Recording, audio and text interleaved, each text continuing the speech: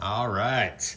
Today I'm going to talk about the OXO Etched Grater Zester. So it can be zest or grate. So lime zester goes pretty easy, standard, normal results there. Thing that sets this apart, I believe, is the handle and the blades themselves. Very, very good. The design as well, you can actually set it on a bowl, something like that, and go.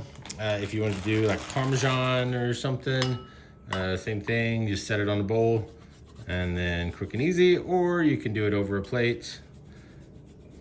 Goes really well. Let me get a different angle there for you. So it goes pretty good.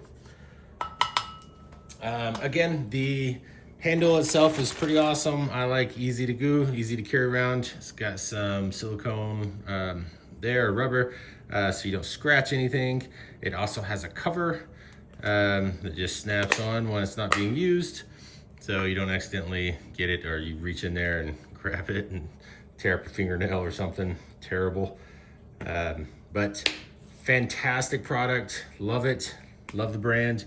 They've got good customer service, good warranty, and great addition in the kitchen.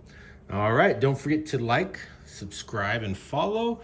Leave a comment if you have any questions or concerns, or if you would like to see a different product.